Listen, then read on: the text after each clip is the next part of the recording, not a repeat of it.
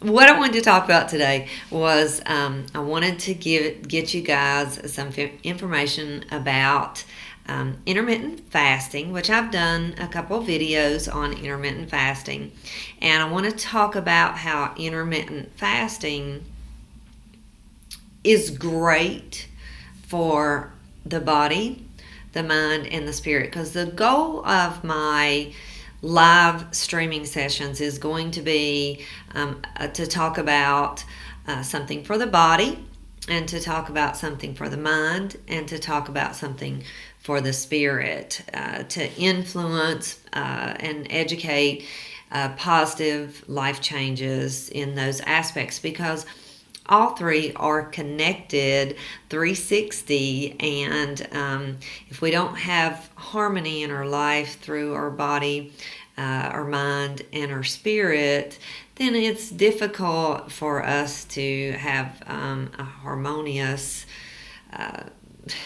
and stress-free existence. And the more harmony that we can get in our life, of course, the more stress-free that we will end up being. So that's why the goal of my streaming is going to be to try to bring in a little piece of each. So intermittent fasting works really well with this because of the fact that it actually can help in all aspects. So, for example, if you've never done intermittent fasting, let's start there. So if you've never tried intermittent fasting, it's not as difficult as it seems or sounds. If you're curious about it, a great way to start with it is to start with a relatively short fast. And so you can do an 8-hour fast, you can do a 12-hour fast, you can do a 16-hour fast, you can do 36 hours, you can do 3 days, whatever you may be comfortable with doing. But I don't suggest that you start out with a 36-hour fast. They are not difficult, and it is a mind thing. Trust me, it is a mind thing. They're not difficult to do, but you do kind of have to get into a mindset if you're going to do a longer fast. So what I want to talk about is what I like, which is a 13-hour fast or a 16-hour fast. Now, 16-hour fast is my personal preference. When you first start, you might want to just start with a 13-hour, and I'll tell you why I picked 13-hour and not just 12. I actually have a very good friend and client who happens to be married to one of the leading stem cell researchers in the world. And his name is Johnny Hurd, and his wife is a friend and client of mine. And Johnny Hurd, and he has videos on YouTube about stem cell, a lot of information about stem cell research, because that's his specialty. And so I had the opportunity to spend some time recently talking with him about intermittent fasting and the production of stem cells, because this all kind of goes in line with body, mind, and spirit. And one of the things he let me know for sure and confirm for me was that stem cell production actually starts about that 13-hour mark. So that's why that I like to do a 16-hour fast, to give that functionality a chance to go on for a little bit.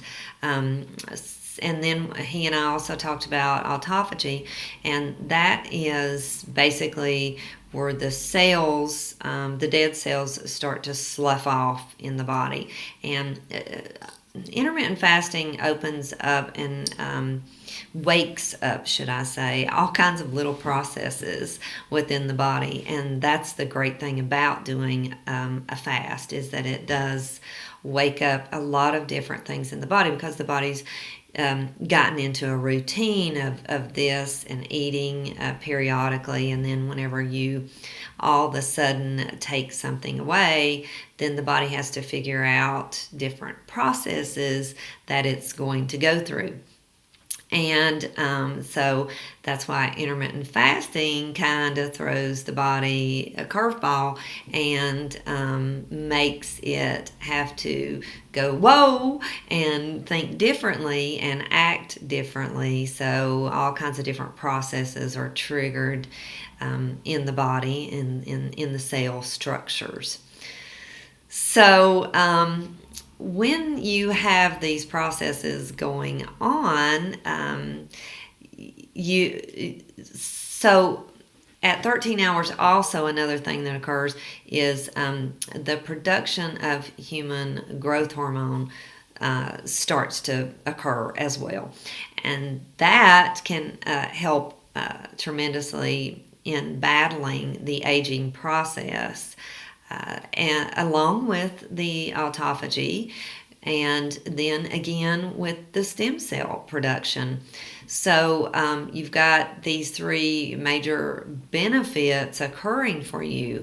And I have friends that do intermittent fasting on a daily basis. So it's what we call a feeding and a fasting. So you have an 8-hour feeding state, and then you'll have a 16-hour fasting state. So during that 8-hour window, you're going to have the time that you can eat, and then during 16 hours, you're not going to eat. You're going to hydrate the body, and you can hydrate the body with water, coffee, or tea, of course with no sugar, no milk, no cream, any of that, but you want to stay hydrated. Now there are some people who do dry fast as well too, and you can try those, but I recommend that you start out with a fast where you are actually taking in water, so that you kind of see how you're going to feel as you go through this process.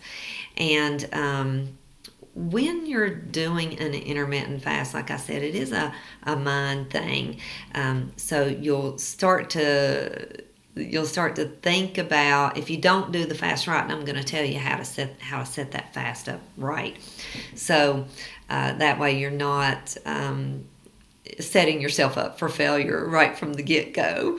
So let's talk about that for a second. One of the easiest ways to do your fast is, first of all, a fasting time counts at night when you sleep. So you get to count that time that you're sleeping as part of your fast. So a great way and a great time to start that fast is to start around 8 o'clock and let that be your last meal, last time you eat. And finish up by 8 o'clock. And then when you finish up at 8 o'clock, you're looking at 8 o'clock the next morning. That's already 12 hours. So it does a couple of things. So one thing, it stops really late night eating, because you're getting into this mindset of, okay, I'm not going to eat past 8 o'clock. And so you'll have your last meal, and it's really good to have your last meal be something that's going to, what we call satiate, or give the body a fullness. So you can do like some broccoli and some chicken drizzled with some roasted chicken with olive oil, and you can drizzle it with some olive oil, so you've got those healthy fats to kind of carry you over, and plus the broccoli will help to stay with you, and the chicken gives you the protein to carry you through your first fast. And as you eat that as your last meal, and then you go to bed, and of course it's going to be before you know it, it's 8 o'clock in the morning, so you've got 12 hours of your fast already down. And so then you just have another 4 hours left to go on that fast. So by 12 noon, it's time to eat. Well, how often is it that we actually go to 12 noon and we don't and we don't eat, and we're like, oh my gosh, it's noon, it's lunchtime, and I haven't ate. Many of us skip breakfast, but we don't skip it from in a fasting aspect. In other words, we'll have that coffee with that cream and sugar, and or something, maybe some juice or something like that. So you don't want to do that. You want to leave those things alone and just have your coffee black and or tea, and have water. So by the time 12 noon comes, you're already finished with your fast, and then you can break your fast with something. It's really good not to throw the body into shock when you break your fast. And when I say that, I mean you don't want to dump a bunch of glucose or insulin in the body. So don't go grab a donut when you break your fast. A great way to break your fast is with eggs. They work really well. You can, have boiled eggs or scrambled egg, or something simple. Avocados work really well to break your fast also. And but you just don't want to do anything really super complex. And I've talked about complex foods anyway, and eating complex foods, and how if it's got a label, you probably shouldn't eat it anyway. But we all do, but you should read the labels. And if you can do whole food eating, of course, that's called clean eating, and that is the best way to live. So but that's a little bit about intermittent fasting and some of the things that it does for the body. And you guys know that I talk a lot about collagen, and I get a ton of questions about collagen. So intermittent fasting can actually help, because it is boosting those cell regeneration processes in the body, so it can actually help boost that collagen production as well. And because you're getting that human growth hormone, it's just additional benefits that you get in fighting the aging process. And for us who are looking to fight the aging process as much as possible, that's some of the benefits that we want from it. And so if you're taking those collagen peptides supplements, it's just a great way to just go ahead and just boost and add to what you're already doing. But as far as, so that's kind of the body part, and then the mind part of it is knowing that you're doing there is something to be said about knowing that you're doing something really good for your body. And the mind is a very powerful thing. And so the mind, because you're focused on the fact that, okay, these processes are going on in my body, and my body's creating human growth hormone and stem cells, which can help heal my body and maybe some issues that I might be having with my body. And so as you're confident in knowing these processes are going on, the mind is also working with that knowing. It's kind of that thing of where you're using the mind to also help heal or speed the process or achieve something you're looking to achieve, because you're confident that these processes are going on. So therefore the mind's also working with you, going, yeah, okay, this is going on, and so it's a great thing for the mind. And knowing, and just that confidence of knowing that you're doing something really good for yourself is also spiritually uplifting. It's been a spiritual thing. It's talked about in various different religions, how fasting, is something that people have done during religious times. It gives focus, it clears the mind. Well, there's actually science behind this now as to why that it gives focus, and why and how that it can clear the mind and allow you to be able to focus on various different things and train the mind to achieve the things that you want to achieve. And so it's just a great way, not only for the body, but again for that spiritual side and for the mind. And I love it because it just fits right in with universal law and being in the right mindset and having positive energy and being able to put out positive energy so that's what you get back. There are 12 different universal laws, and everybody seems to be focused on just law of attraction when there's so much more, and you can't just take out that one law and focus on it. There's the law of transmutation. There's and I'm going to do a series on the universal laws as well. So keep watching for that. If you haven't subscribed, make sure that you do. I have a video that I've already filmed, and it's filmed in a really cool setting, and that is going to be on one of the universal laws. So make sure that you do subscribe if you haven't. And I have a video also on plateauing. If you are having issues with maybe you're trying to do weight loss and you've plateaued in your weight loss. So I actually have a video on weight loss plateauing, and I talk about keto in that video. I'm going to link that up in the description below. I'll link that up for you guys.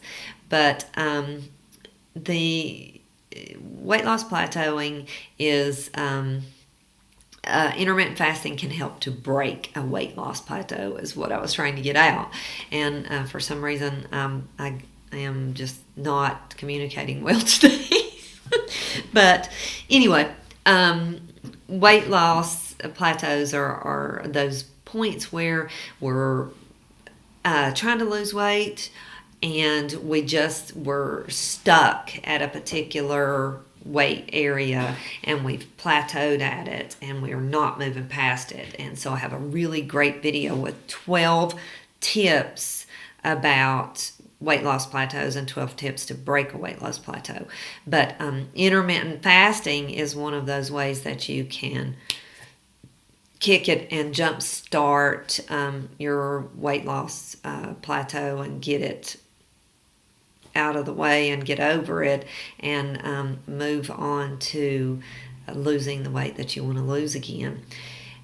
Remember, weight loss in intermittent fasting and the things that I talk about, they're not just one and done things. They are lifestyle changes, and that's why that this channel is dedicated to positive changes for your life, because we can't just make a temporary change and get the results we want. We have to make permanent changes, and with change comes sacrifices. And so you don't just get something, and this is a big part of universal law that people don't understand or don't talk about very much. But you don't just get something without giving something. You have to give something in order to get something back.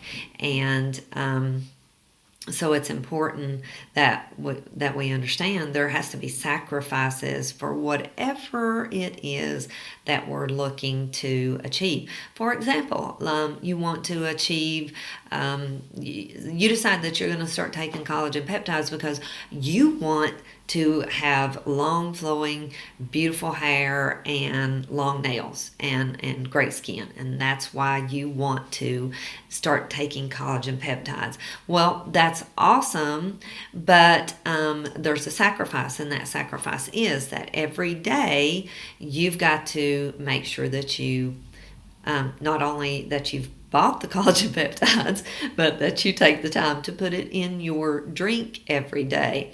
And then you want to make sure that you're getting the most of it, because collagen peptides is one of those things that, it does cost money. And if you're buying a great product, it's not inexpensive. And so you do want to make sure you're getting the most of it. And so if you're doing things contrary to achieving maximum results, then you might not be getting the most for your money. And I actually have a video where I talk about that and things that are the name of the video is why collagen peptides won't work.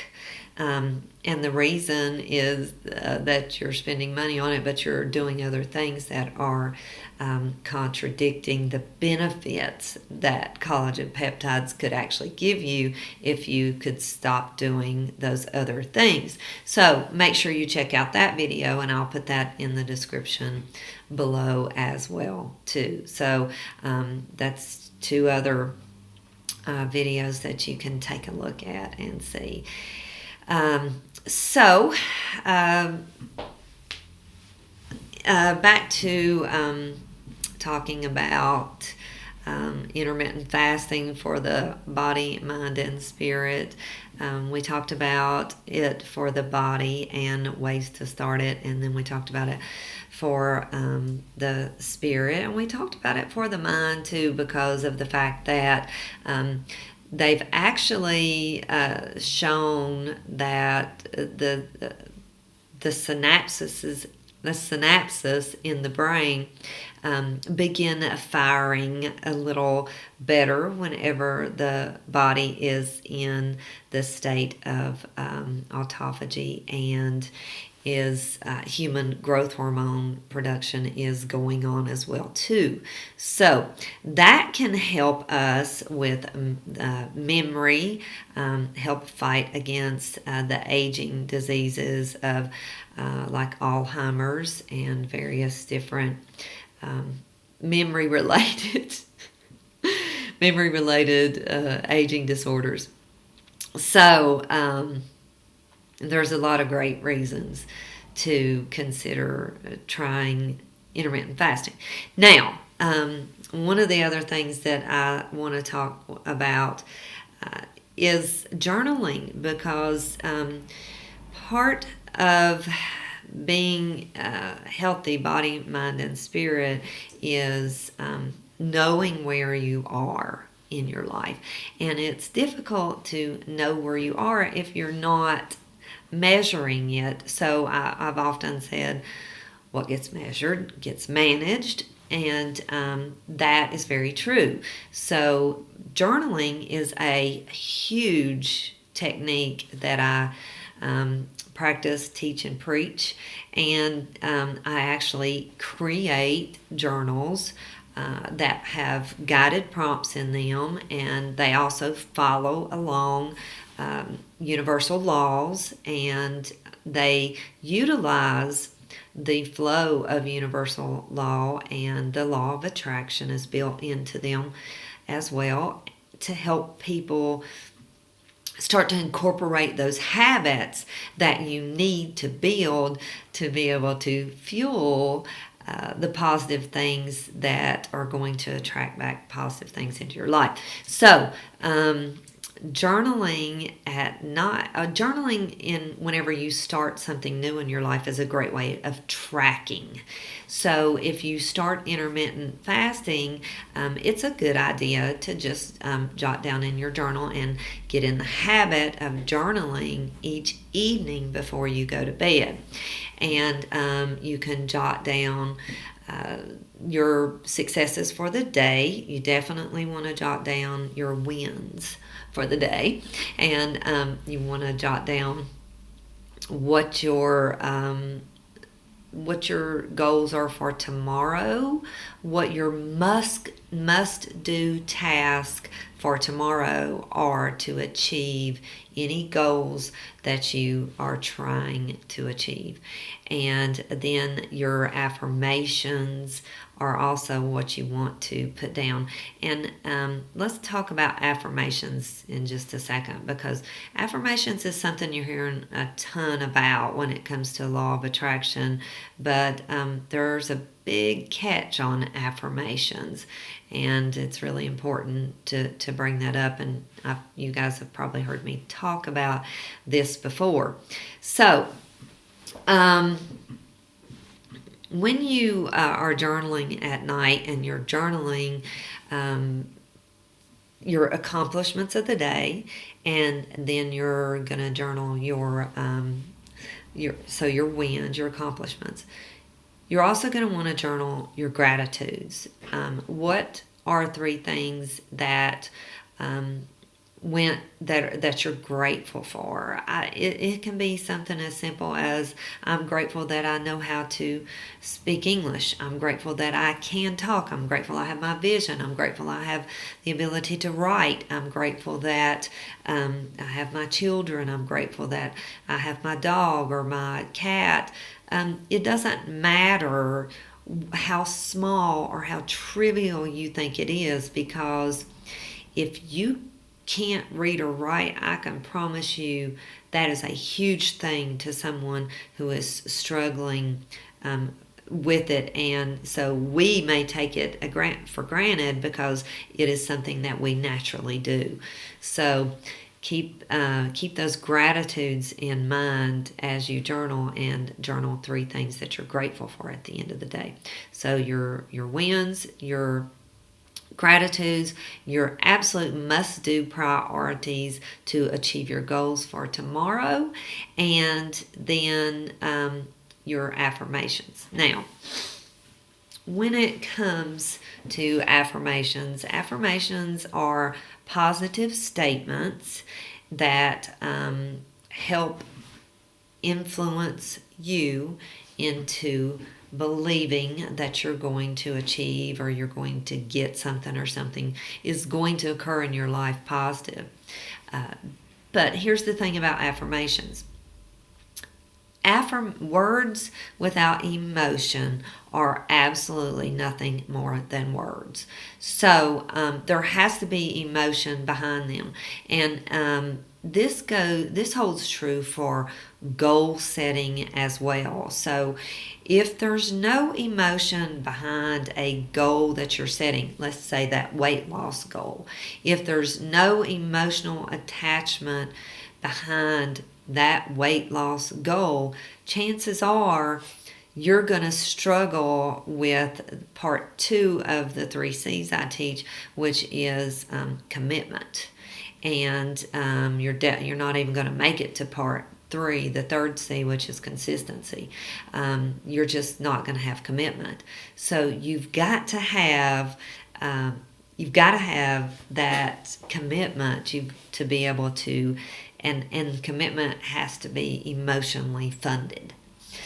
So people talk about, goals just don't work. Well, that's because people aren't emotionally invested. Writing down a goal is great. It's a part of the process, and having it somewhere visually that you can see it.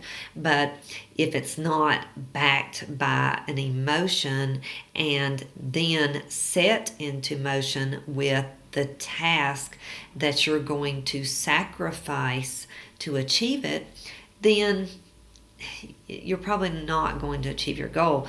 And this is a formula that extremely successful people understand. And that's why that they are extremely successful.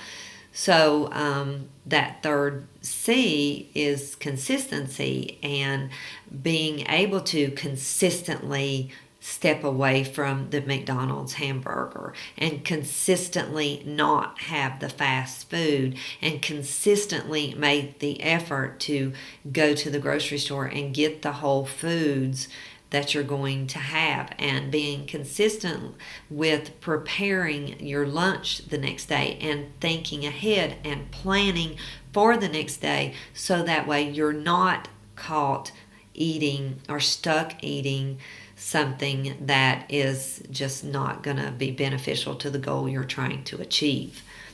So,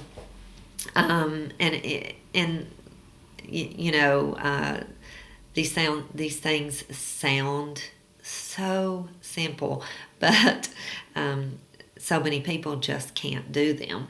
It's what I call the 3 C's. It's called the challenge, commitment, and consistency. And if you don't have those 3 C's, and the first C of your challenge, your goal, isn't emotionally backed, it's difficult for you to even move on to the second C, and you're definitely not going to get to that third C of consistency. So, that being said, journaling is a huge way to help you at night be able to get into that. And then one of the other things that I wanted to share with you about journaling is that by doing it at bedtime at night, when you journal before you go to bed, it's a great opportunity for you to put down those accomplishments for the day and the tasks that you're going to do tomorrow. So you start to take things out of your head and put them on paper and organize them. And that organization that simple task of those few little things that you're going to take 5 to 7 minutes to do is going to take stress off of you. Now, when you're getting ready to go to bed and you start to do these things that take stress and put organization into your life just before you go to bed and get you thinking on a positive train of thought, what do you think is going to happen to your sleeping patterns? Yeah, so it's very likely when we go to bed on positive notes, and don't forget, we're journaling gratitude. So we're going to bed thinking about things that we're grateful for, things that we accomplished, things that we're going to do tomorrow to further drive our goal. And so when we're going to bed with those types of thoughts on our mind, and if you've incorporated intermittent fasting is great at also helping you to be able to sleep better at night. And if you're taking collagen, that's just another one of those things that also helps aid in sleeping well at night too. And there's another supplement that you can also add, and that's magnesium. You're going to want to, check with your doctor before you implement any new supplement into your life routine. But this is something that I also take before I go to bed at night that does help me to sleep. And so when you're going to bed on those positive thoughts, you're actually allowing the mind not to go to bed on stress and worry, so that you can have a restful and peaceful sleep. And sleep is really underrated. I mean, really underrated.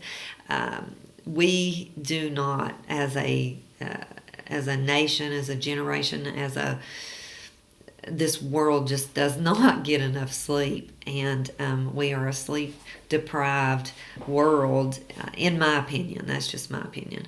And it is such a wonderful thing for the body, and we take it for granted, and we shouldn't. And I think that we should sleep any chance we get. I think that siestas that are respected in other countries like Mexico or maybe in Italy. I noticed when I was in Italy, they actually observe siesta time. Yeah, it is phenomenal I think that we should all be observing siesta time because it gives the mind an opportunity to regenerate, to reboot. It's like taking this computer and just rebooting this computer. So it's like I said, it's underrated. But so when you're journaling at night, that's going to also help to bring you into a positive state of mind so that you can go to sleep and rest well. And you know what? If you wake up in the middle of the night and you have something on your mind, because 90% of us, when we wake up and we cannot go back to sleep, it is because we have something on our mind that we're thinking about. And if your journal's by your bed, you can pick it back up and start to journal the thoughts that you're having. And some of the greatest things, some of the greatest books, songs, various different things have been created in the middle of the night by people that wake up and have things on their mind and they can't go back to sleep, so they begin to work on those things or put them down on paper. And so don't underestimate journaling, and that's one reason why that I love creating journals, because I do think that they are a very underused tool, and they're a lost form of, they're becoming a lost form of art, because everybody wants to put everything in their phone and be so digital. But do check out the journals. I'm going to link up my Amazon author page in the description below, in the video description, so do check that out. And there's quite a few various different journals on there for men, women. There's journals for the mechanic. There's you name it. There's several on there. And I'm always trying to work on new ones as well. That's my creative outlet. One of my many creative outlets. So, but I wanted to share those things with you guys tonight, and talk with you a little bit about using the power of just positive living and positive life and positive thinking. Hey, Amanda, it's good to have you here. Yes, Amanda says writing is very therapeutic. It truly is, and I just think it's really underrated. So when we go to sleep at night, and one of the things, and it even talks about this in the Bible, and I'm not talking about religion here. This just happens to be a book that I've read some, but one of the things that it does talk about in the Bible is, going to bed without those heavy thoughts on the mind. And I cannot quote you the Bible verse, but I've read it. I know it's in there. So it is something that is very important.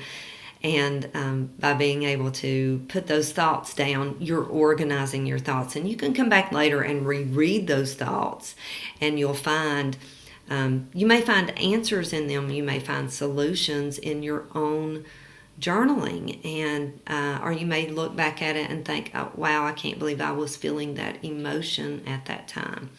So but it works, it incorporates so well with the universal law and being able to have put together that emotion, because I promised you I was going to talk about affirmations and how they may or may not work for you. Again, if affirmations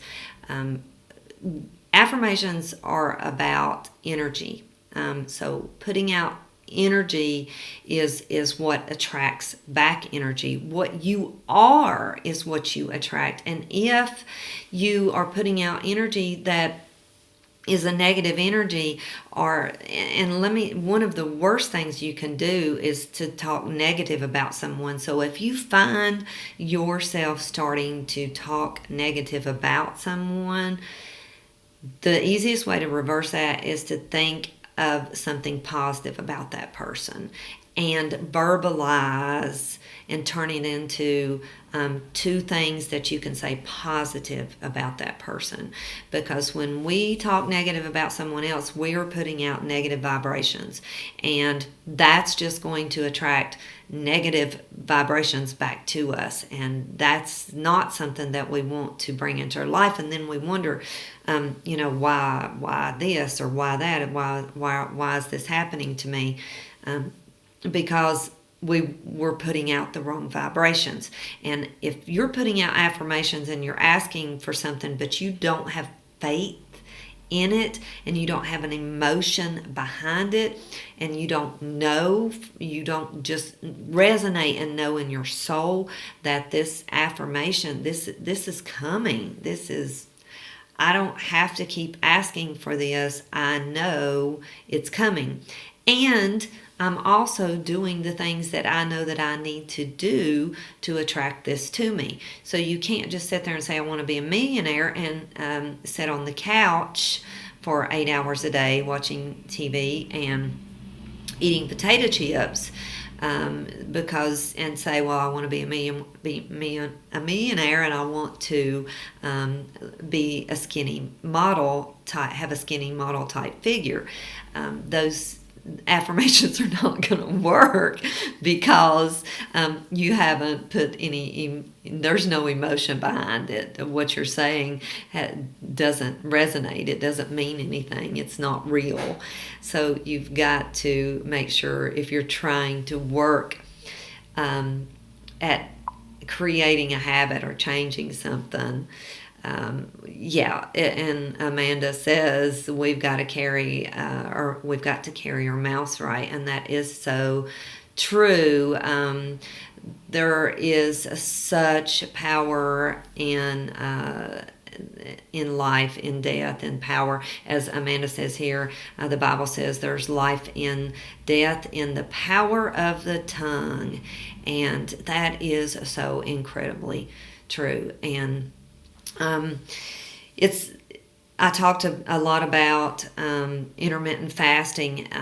One of those things that I recommend that you do whenever you try your first fast is do it on the weekend. Do it when you're by yourself. That way you don't have to worry about an influence of anyone else around you, and you can get into a mindset of it. So when you do your first fast, you try it on the weekend, and you're not you've made sure that you have the things that you need. You have your coffee, your tea, you have your water.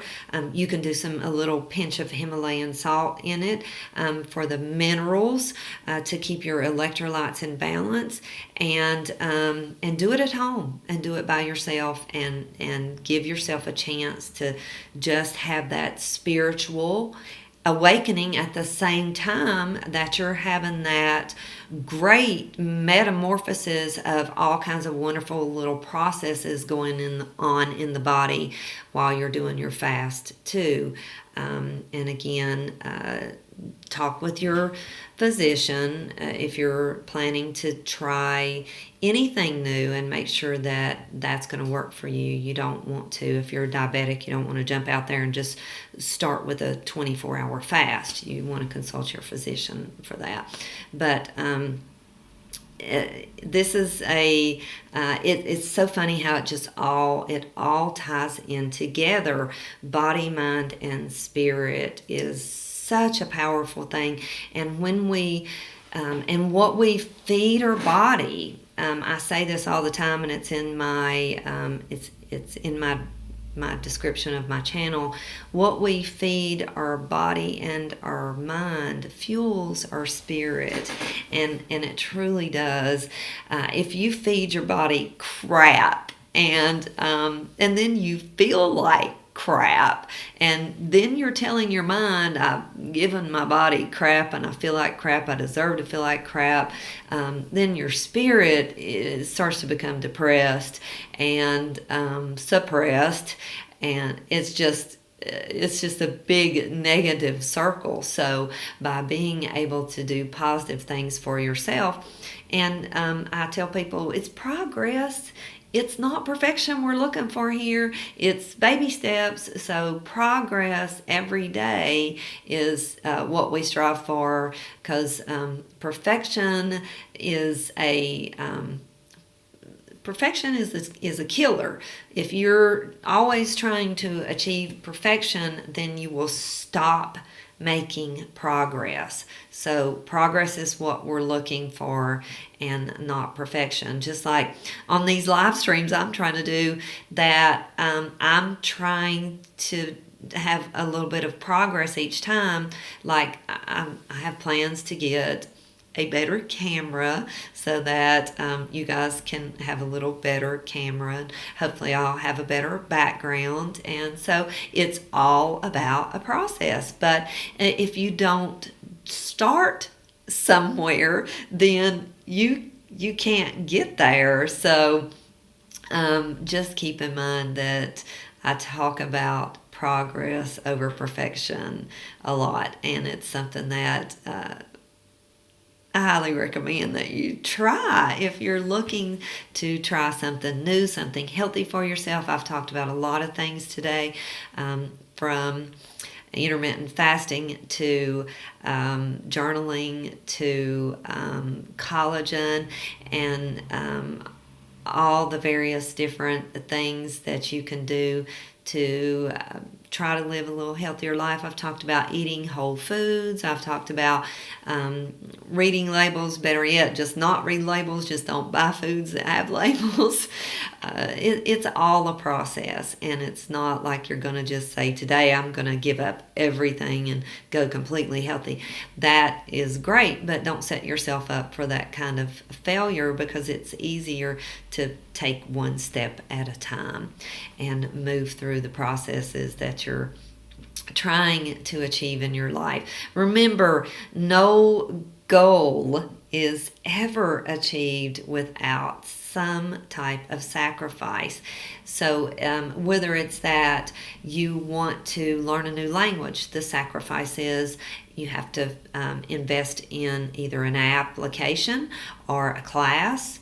And so there's money and there's time, and then there's practice. So there's a sacrifice for everything that we want to achieve.